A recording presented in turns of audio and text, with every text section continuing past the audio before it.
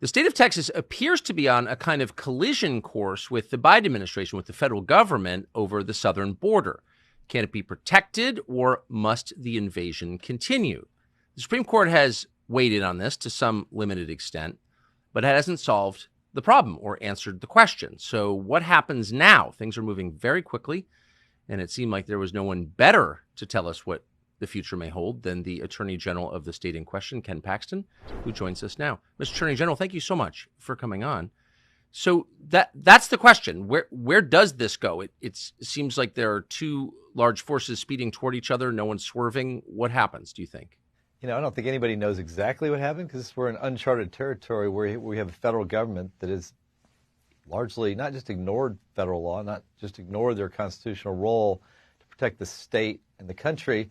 They're actually participating with the cartels and bringing people here as fast as they possibly can. I just don't think we've ever seen anything like this in our country, where we have a federal government not doing their job, but affirmatively working with bad people to do bad things to the country. I don't remember anything like this. So can I just ask you something there, since you're you're the chief law enforcement officer of your state? Can you assess whether what the Biden administration is doing now is, strictly speaking, criminal? Are they breaking the law in how they're handling the border? I think they are. I mean, they're taking federal law and dismantling it. He has a constitutional duty to implement what has been put in place by the elected representatives. Yes. And he's just not doing that, and he's making up his own rules as we go that allow the cartels to gain a foothold, a really strong foothold in the United States, not just in my state, but really across they're building a network across the country so that they can keep doing this well after Biden's gone. So just to the next few days or weeks or months or who knows, the Biden administration has effectively threatened your state and said you've got 24 hours to do something. What are they demanding that you do, and where does this go short term, do you think? I'm not exactly sure what we're supposed to do. I mean, is it we're supposed to let them help them cut down wire and fences? We weren't ordered to do that by anybody that I know of, and so we have no obligation to help them violate federal law, and we're not going to do it. And I don't think Abbott's going to give in. I certainly don't plan on giving in. So they're pushing us to help them, and we're not going to help them violate federal law. We're going to try to defend our border the best we can with the resources we have. And, my job is to do it in court. Abbott has other resources at his disposal, and I hope he uses every single one of them to stop this. There's not one power center in this country, the media, the government at all levels and both parties, big business. There's not one power center in the United States that would like to see secure borders. And so, of course, we haven't had secure borders, and now we're being invaded, and no one's really doing anything about it. So it's just a matter of time before citizens who love their country, in many cases who have served their country overseas, decided to get a little more active in protecting their country. And that's why we're about to see the Take Our Border Back convoy. It begins on January 29th. Truckers, bikers, anyone who wants to come and protect the United States and demand that our government secure our southern border is welcome. They'll be driving to Texas, and one of the people who will help them navigate that state is Doc Pete Chambers. Chambers is, true to his title, a physician. He's a former Green Beret. He was recently down in Eagle Pass, Texas, and here's part of what he saw. Doc Chambers from Eagle Pass, Texas. Today's the 18th of December. We're out here at the point of entry. 5,000 are sitting on the ground right now. It's increasing as we go along. Information that we've received says another 7,000 should be processed through this particular point by morning. Joe and I have been here many times. Last time we were down here, we were in uniform, and now I'm a civilian and in the Army of God.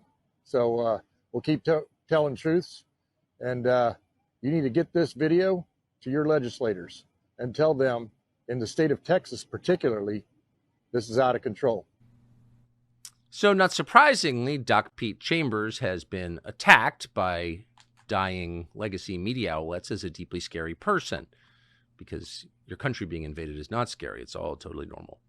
We thought it would be worth talking to Doc Pete Chambers about what he expects to happen with this convoy and his role in it. He joins us now. Dr. Chambers, thank you so much for coming on.